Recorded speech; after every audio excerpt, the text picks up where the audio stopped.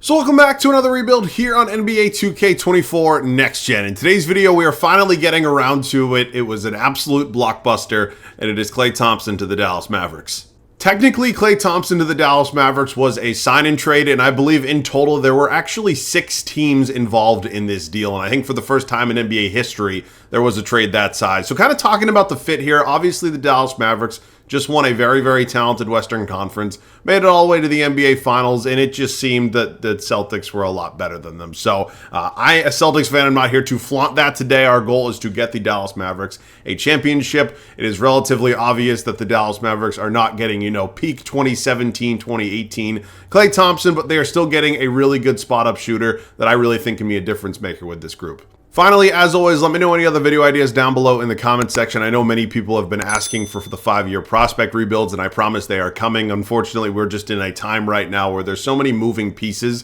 in terms of NBA players being traded, being signed, whatever it may be. The prospect rebuilds are going to have to wait a few more days, but hopefully there's one tomorrow. I have absolutely no idea. I'll also let you guys know that I was actually planning on posting this video last Wednesday. There was only 2 videos last week. There were supposed to be 3. This video never went up for a couple different reasons. First and foremost, it was just an awful video. It was not good. Klay Thompson actually retired after the first season. Only ended up being a 2-year video, and we did win a championship, but it really wasn't a Klay Thompson Mavericks video. So I felt bad about it. I wanted to do it again. You guys obviously never saw the first one, but here today, I know the formula. I know what should work, and I'm very excited for this one today. We'll talk about the fit a little bit more once we get into the video, of course, as I just mentioned. Let me know anything else you guys want to see down below. Let's get into this one. I want to start this video off by saying I'm a really big fan of the way the Dallas Mavericks have kind of gone about their offseason so far. Typically, there are so many different teams that end up making the finals or making a conference finals, and they really just believe that they are good enough moving forward, right? I mean, if I was Dallas, I'd sit here and say, hey, I have the best backcourt in basketball. I have Luka Doncic, perennial MVP candidate, probably top 2-3 player in the world. I have Kyrie Irving, one of the most skilled guards in the history of basketball, and we were really close. We just ran into an absolute buzzsaw that was the Boston Celtics. The Dallas Mavericks didn't do that. They didn't have a ton of flexibility, but they were able to add pieces to this roster that I think are really going to fit this team well and really going to complement Luka and Kyrie well. So just wanted to start out by saying that. Let's talk about this roster and just how good this team is and how I really do think they're going to be very, very good for a very, very long time. So we just talked about Luka a little bit. 25 years old, 97 overall, MVP candidate basically every single season since the man's been into the league. He is the face of the franchise, right? He is the guy that this team has been and will continue building around. Our goal is to keep him happy, and our goal is to hopefully eventually get this man a championship and a finals MVP. We got Jaden Hardy here, only 22 years old. Would certainly like to see him in a more, maybe improved, more flourished role for himself next year, but again, only at the age of 22. So a lot of room for growth there. Brandon Williams is 24. I don't really know what we're going to do with him. He's technically a 72 overall. His morale is down for God knows what reason, but we're probably not going to have a very big role for Brandon Williams here today. Kyrie Irving definitely did not have the greatest finals series. I don't know what it is about the Celtics, but Kyrie just really never performs super well, especially when he's at TD Garden, but it's different. I mean, I think Kyrie Irving against, all other 28 teams is still a really, really good basketball player, and he's somebody that not going anywhere today, if I have my say in it anyways. I love Kyrie. I think he's awesome to watch. He's super entertaining as a player, obviously, and I'm really happy that he found a home here in Dallas. It seems to work for him. I think Quentin Grimes was a really, really good pickup for him. I think he's an upgrade off this bench, only 24 years old. Certainly most things these days would be upgrades over Tim Hardaway Jr., who, I don't know, had a really good finals game 4, was it? Whatever the hell it was, but it was time for THJ to find a new home. Obviously, this deal with the Detroit Pistons led to them Quentin Grimes. You got Dante Exum, who actually was pretty good for them last year, especially in the regular season, was overseas for a few years, came back to the NBA, found himself a little bit of a role here in Dallas. I don't know exactly what he's going to do for us here in this video, but he's certainly a nice kind of bench option at that 76 overall. We talk about Klay Thompson, listed as a small forward at that 84 overall. Again, this isn't prime Klay Thompson. This is post-ACL, post-Achilles Klay Thompson, and this is a player that is really going to have to find his role with this team, and I think he understands that at this point in his career. I absolutely love the contract. I like the fit quite a bit. I think it's going to be a really, really nice upgrade for them. I think a lot of people are going to be surprised what Klay is going to go out there and do. I really hope he can stay healthy because he is super fun to watch still, even at this age. In this stage in his career, PJ Washington was a deadline pickup for them last year. absolute home run deal they made with the Charlotte Hornets, sending out Grant Williams, acquiring PJ Washington. Beautiful contract he's on, great age, only 25 years old, and he is such an important piece of this team. It just feels like everything flows more smoothly when him and Gafford are on the floor next to Luka Doncic. Of course, as I'm sure many of you are aware, I'm also super high on Derek Lively, but we're going to save that until we get to the center position. I thought Najee Marshall was a really, really nice pickup for this team. Ultimately, Derek Jones Jr. decided to go elsewhere, kind of replaced him with Najee Marshall. Now, is he going to be the backup 4, backup 3, whatever it may be? He's certainly a serviceable role piece that they added to this team. I want to get Omax some minutes at some point. I just don't really know exactly where that is going to be right now. Of course, only 22 years old. Overall is a little bit low at a 72, but this is a young player that I really do think can be an impact guy at some point in time. I just don't know if it's going to be right now. Hopefully at some point in this video. And then the center spot, which is an interesting one to me. This is almost a good problem to have because we have 2 starting caliber centers. And Daniel Gafford and Derek Lively had a very interesting rotation, especially in the finals. Gafford would start the games, typically only play about 14 to 16 minutes. At least that's what it seemed kind of later on in the series. Lively would play a lot of the other majority of the minutes, and then occasionally they'd run Kleba at the 5 a little bit. So I'm interested to see how we're going to do this here today. I like both these guys quite a bit. Obviously, both great lob threats with a guy like Luka Doncic, but I just don't know. I'm super high on Derek Lively. I think he's going to be really good in this league for a very, very long time. And I certainly don't want to diminish his development, but Gafford, is a little bit ahead of him right now, maybe even a little bit better. So I'm not getting into that conversation. I got a couple veterans here with Dwight Powell and Maxi Kleba, who again kind of show different things. Maxi Kleba can be a little bit of a shooter. This man, did he shoot the basketball in the finals? I know he was injured, but it just seemed like he was always passing up open shots, open layups.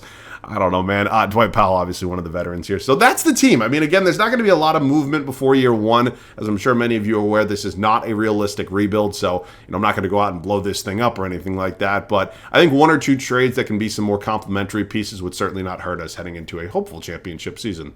Our first trade of today's video is going to come with the Detroit Pistons. Yes, I'm very much aware that the Pistons just re-signed Simone Fontecchio, I believe. It's Fontecchio, whatever it is. But he is going to be a nice upgrade at my backup small forward spot. I'm certainly aware I could have just moved Exum or Grimes to that backup 3, but now on a multi-year contract with Simone here, I think this is a little bit of a smarter kind of long-term plan. Dwight Powell was never going to play. He was honestly the 4th center for me on the depth chart. Exum had a nice year for Dallas last year, but I was probably not bringing him back. And we do get a little bit of an upgrade here at my backup small forward spot. So excited about that first deal. Quite honestly, it might be our only one. I don't really see a reason to make many other moves. We kind of sorted the rest of this out. Kleba's really not going to be in the center rotation just because I only really run 10 guy rotations, meaning there's only 2 players at each position, but he's on a multi-year deal. He can either be a trade asset or maybe a rotation piece at some point. So not a lot heading into year 1, but I think it was a good kind of first and only move that's going to set this team up for a lot of success. Ready to go here for the start of year 1 in Dallas. Ultimately, this rotation is looking a little bit different from the way I normally do it, as I'm sure you can all put together. You look right at the center position.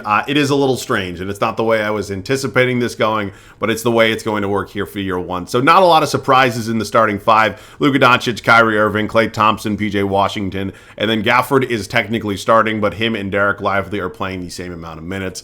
It's weird because typically 2 rules. My 6th men play anywhere from like 20 to 22 minutes, and I pretty much almost never have big men like centers, if not sometimes power forwards, as 6th men. So it's a little strange, but again, I do think this benefits the team the most. If I auto-set this rotation, game actually suggests I give Lively 1 more minute, but still have him come off the bench. So a little bit weird. It's the way it's going to work for, right now. I'm not saying it's going to be like this the entire time, but I think it's a formula that has worked for them so far, so we'll keep it intact until maybe it doesn't work. You got Quentin Grimes here as my backup shooting guard. Najee Marshall, obviously talked about him a little bit, my backup 4. Jaden Hardy, who's developing quite nicely up to a 76, and then Simone Fontecchio, who we just brought in a deal with the Detroit Pistons. So again, this team is talented, right? I mean, we see a little bit of regression here on Klay Thompson, which was as expected. That's just how 2K works as a whole, but this team has a lot of talent. Luka's going to be an MVP candidate, maybe even going to win it. And I think this team can be definitely a top 3 seed in the Western Conference. So I'll see you guys at the end of year number 1. We knew it was a possibility for years, and it finally happens. Luka Doncic wins his first career MVP awards. You can take a look at his insane stat line right there. We finish up with a record of 53 in 29, which is not bad considering how good this conference is, but very happy for Luka. Alex Sarri, Rookie of the Year, number 2 overall pick. He is a Washington Wizard. Russell Westbrook, 6th Man of the Year, is in Los Angeles. His name still, at the time I'm recording this, is a possible trade candidate. We will see. Wemby is your D-Boy. Scotty Barnes Barnes most improved. You do not see Scotty Barnes' name as a most improved guy too often, so good for you, Scotty. Jalen Brunson, your clutch player of the year, and Quinn Snyder, 51 wins after the number 1 overall pick there in Atlanta. And yes, I'm very much aware they weren't a traditional number 1 overall pick kind of team. So you can see right off the rip, we are the 1 seed here in the West. We were 2 games up on the 51-win Portland Trailblazers. Wow. Good for them. I mean, this is a young core that's obviously in the midst of a rebuild, but this is a deep team. I don't know if I love the fit of these two playing in the same front court, but good for you, Portland. Maybe we'll see you in the Western Conference Finals. Here's a look at the East. All right, let's dive into the numbers a little bit. We obviously know Luka's going to probably lead us in most major categories as he damn near triple-double and won the MVP award. So here are the splits. Klay Thompson about 16-3, 3.5. He was 46% from the field, and he shot about 42% from 3. I mean, look at this. We had 3 guys. Our top 3 scorers were all 42+% from 3. That is so insane, it's not even funny. PJ Washington, Quentin Grimes, Hardy, Gafford, Lively, Fontecchio, and then Marshall. Rebounds was Luka, and then assists, you guessed it, Luka. All right, who's it going to be? It is us and the Los Angeles Clippers. A lot of fun battles between these teams over the years. Clippers are going to be looking a little different heading into next season with no more Paul George. There's no way PJ Tucker is going to be in the starting lineup of this team, but he is right now. And this is still a team with Kawhi Leonard. He's still got James Harden, Russell Westbrook. So they're certainly not out of the mix. I just don't think they are as talented as they once were. So first round, we are currently up 2-1 against the Clippers, who go up 3-1. And they do battle back a little bit. Hang on, but we do get it done in 6.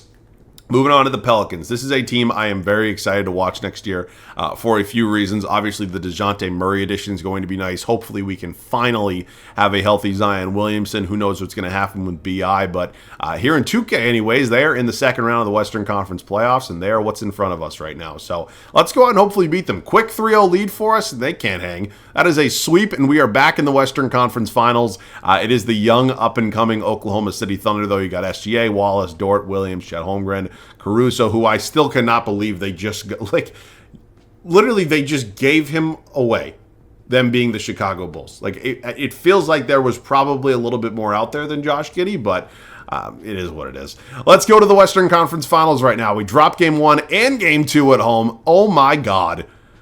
Holy shit. Well, we make it all the way to a Game 6, but, oh my Jesus Christ.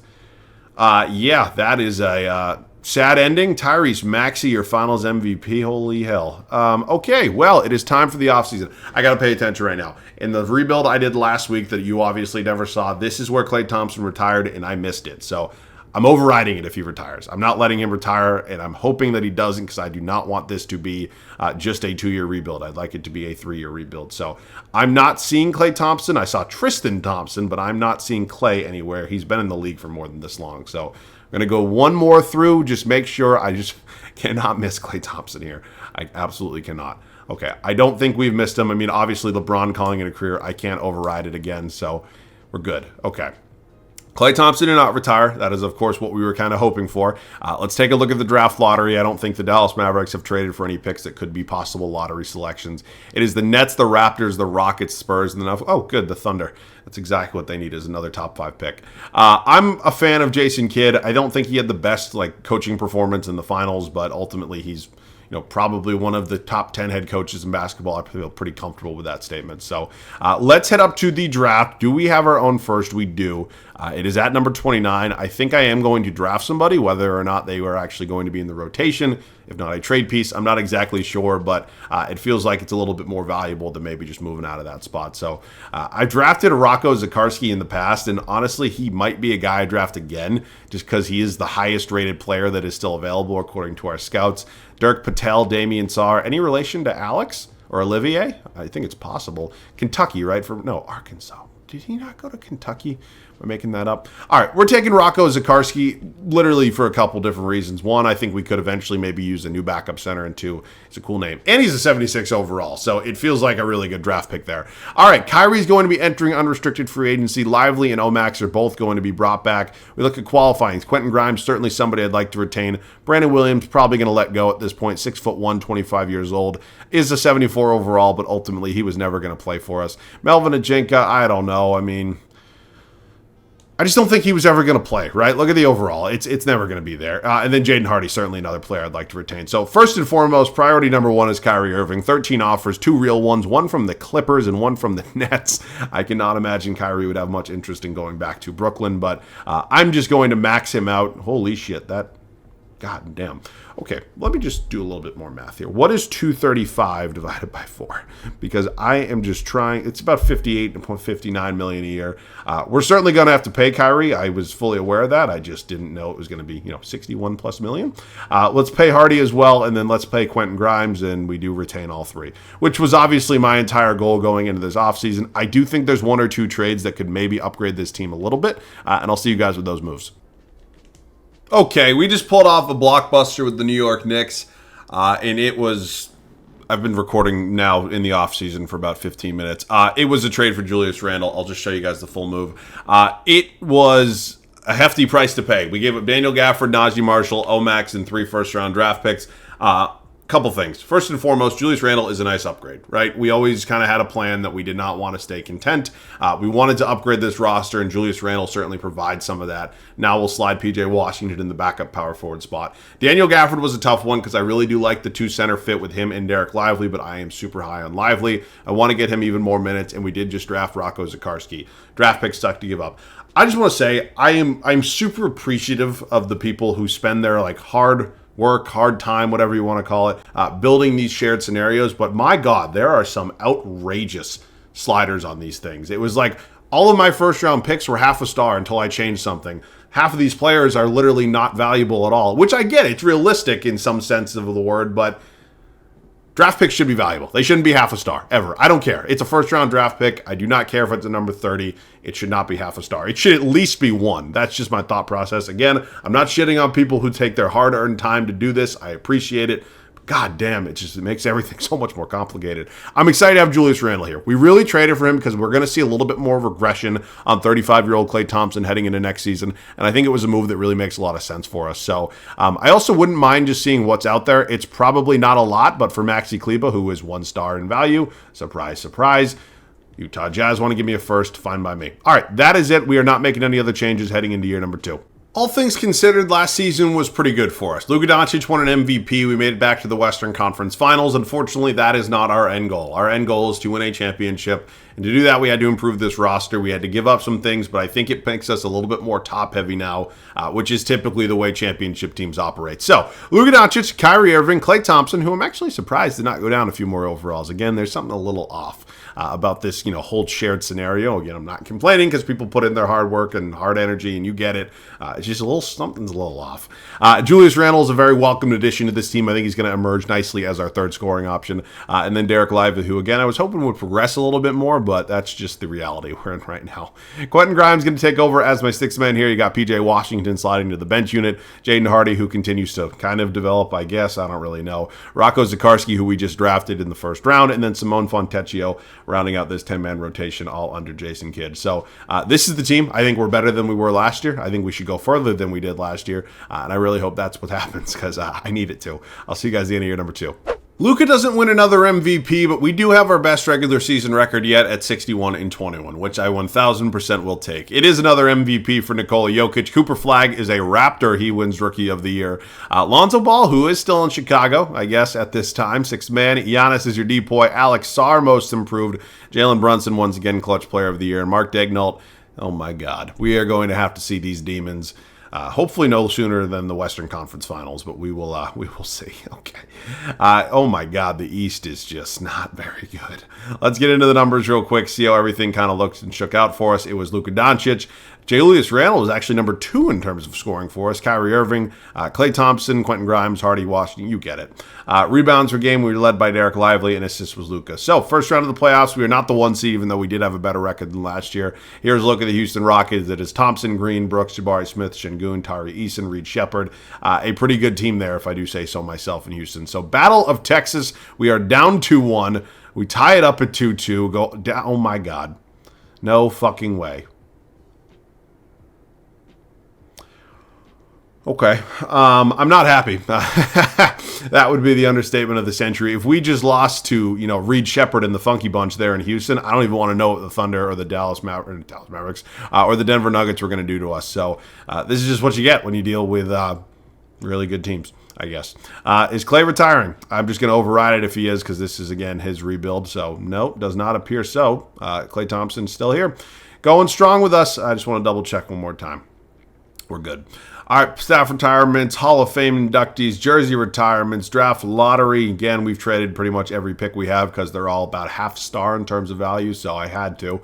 It is the Magic, Nets, Jazz, Spurs, and then, oh good, another top 5 pick for the Thunder.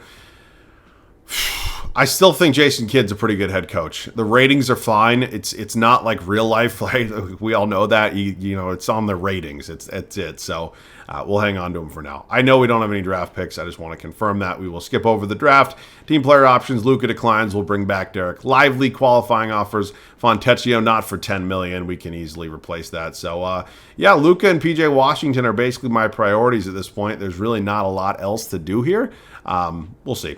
So let me just pay Luka. He obviously had, only one real offer, and it is for 3 years at $197 million from the Kings. All right, I'm not going to risk something stupid, so we're just going to do that. And then Washington only wants about $9 million annually, which feels like a little bit of a steal for us, but again, I'm pretty much cool with that. So Doncic and Washington are both back. I think we do have to make maybe one more upgrade, though. I have no idea how I have damn near $15 million in cap space, but I do. And so Trey Mann is hopefully going to come in here, and he does, as my new backup point guard, meaning I'm going to be able to maybe move Jaden Hardy in a deal for some sort of other backup shooting guard or small forward, whichever one Grimes is not going to be the backup at. He'll just play the other one. You get it. All right, let's just see what we have here. Again, it's probably not going to be a lot considering we don't have many crazy assets or anything like that, and certainly, as you can see, they're not valuable, apparently. So, that includes Klay. Okay, never mind. I am basically just looking for a small forward. If not, I have to include Klay in that as well. God fucking damn it, 2K. Yeah, this might be a little bit more complicated. Why do all of these trades have Klay fucking Thompson in them? I'm not including him in this deal. This is getting annoying, and I know it's just the money part of it. Yep, nope, they all have Klay. All right, well, the one I'm going to take is for Carter Bryant. He's 21 years old. Again, not a crazy upgrade there, but you know what? At least he's young. Maybe he'll develop a little bit. I'll just see you guys at the start of year 3. Unfortunately, we were pretty limited in terms of major moves that we can make this offseason. I will say we improved the bench a little bit, in my opinion. I think it is a group that is a little stronger than last year's, a little higher in terms of overalls. Starting 5 remains the same. Luka, Kyrie, Klay, Julius Randle, Derek Lively. Bench unit still going to be led by Quentin Grimes. Obviously excited to bring in Trey Mann. Was not really sure how we were able to get him, but we'll get to that later. PJ Washington slides down one spot, loses a few minutes, not the end of the world. Rocco Zikarsky, and then Carter Bryant, who we brought in to be our new backup small forward. So that is the team. Again, I think we're good enough. There's only so much you can do, though, when you got so much money committed to so few players. So I will see you guys at the end of the year, number 3. Luka wins another MVP. We have our best regular season record yet, but you've heard that spiel before. It hasn't really mattered. We're here to win a championship. We go 66-16. I really hope that time is right now. Cameron Boozer, Rookie of the Year. Cooper Flagg is coming off the bench in Toronto. Okay. Wemby is your depoy. Hugo Gonzalez, Most Improved. Jason Tatum, Clutch Player of the Year. And J Kidd does win Coach of the Year. So maybe that means we are the 1 seed. You can see it right there. We were 8 games up on the Thunder, who took a huge step back. I'm kidding. And then here's a look at the East. So it is time. I mean, it is championship or bust. It has to happen, right? I mean, there's nothing else you can really say. This team is too goddamn good. There is too much talent to not win the whole thing. It is us and the San Antonio Spurs. Victor Wembanyama. Oh my God, Kuminga here as well. That is a talented front court. Unfortunately, the rest of their team is not insanely talented. So hopefully we are able to win this series relatively easily. We're up 3-1. We win in 5. We are now moving on to the Minnesota Timberwolves. Rob Dillingham, Anthony Edwards, Lou Dort is a very nice pickup. I mean, they already do have Jaden McDaniels, but okay. Here goes nothing in round 2 of the Western Conference playoffs. Quick 2-0 lead for... Okay. Good second round. Now we're on to, okay. Here come the Demons. The Demons in Oklahoma City. Johnny Davis. Oh my God, dude. What the hell happened? I always think, this is not a shot, but like what would have happened if Johnny Davis was drafted by a team who basically, without having another way to say it, knew how to develop talent, right? Like, what if he didn't go to the fucking Wizards? I don't know. He was never like, because he went Wisconsin, right? Yes. Okay. I don't know. I think sometimes there's a lot of players that end up being not so good. Johnny Davis was obviously like one of those guys who really would have been a lot better in different situations. So, wow. Oh, I kind of just completely, I was talking about Johnny Davis for way too fucking long. All right, we beat the Thunder, which is cool, 6-game series. And then here's a look at the Cleveland Cavaliers, who have added Davion Mitchell, Matisse Thybulle, Bol. Obviously still have all of their other guys there, their core four, if you will. But it's a talented group, so can we beat them? I think we can. Quick 2-0 lead. They win a game. I just want to make sure that this is not going to end badly. I do not want to blow a 3-0 lead. I might retire from 2K if we blow a 3-0 lead right now. I'm not going to lie to you. All right, we're going to win this game. I'll see you guys in there. I'm not going to lie to you guys. I was not 100% confident that this championship was coming. Yesterday we did the DeMar DeRozan Kings rebuild, a team that typically in other shared files, other shared scenarios. And again, I'm not blaming the creator of this. I appreciate the hard work that these people who make these shared files and stuff put in. But there's something off with it, right? I know it's like just a sliders thing, but I wasn't confident we were going to win a championship. And we've had a talented enough team now, I believe anyways, for 3 years in a row. So I'm happy we're going to be getting one, barring an epic collapse that really feels almost impossible. But if you guys have a shared file or a shared scenario that you use, please let me know.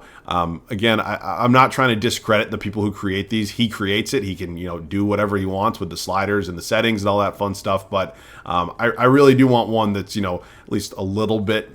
Are we serious, 2K? At least like a little bit normal in the sense that like I don't want first round draft picks 3 years out to be half a star in value. It's stupid. It's not really realistic. And I understand maybe he's trying to go for realism. And again, I don't want people to think I'm sounding selfish, which you probably do because I'm, making all these complaints about something that cost me $0. But if you guys have a good one, basically long story short, just let me know in the comment section. I'd be happy to use it, be happy to check it out. All right, let's talk a little bit about Klay Thompson and the Dallas Mavericks because many people, myself including, really like this fit, right? Whether or not Klay Thompson is running, the Tim Hardaway Jr. role where he's just basically a spot-up shooter, if they're going to try to do a little bit more with him, I think it's all good, right? Klay Thompson is a player who, at his peak, was maybe the best 3-and-D guard in the league. I don't know if that maybe is a bit of an overstatement, but Klay Thompson was very, very good defensively pre-injury, if you guys remember that. Now, I don't want to say he was ever the best shooting guard because I think James Harden kind of always had that on him a little bit, but, Klay obviously got 4 rings, so I guess if you want to argue that way, you can. But for me, this is a fit that is basically perfect for 2024, 2025 Klay Thompson, right? This isn't 2016. It's not 2017. They're getting a version of Klay Thompson that hopefully understands his role on the team, and hopefully he is okay with that because I really do think if Klay can, kind of put some pride aside, understand that maybe he's now the third, maybe even fourth scoring option, I think it would do well. I really do. Because not only are they getting Klay Thompson, they are getting more championship experience outside of Kyrie Irving. Obviously, the rest of this core has now been to a finals.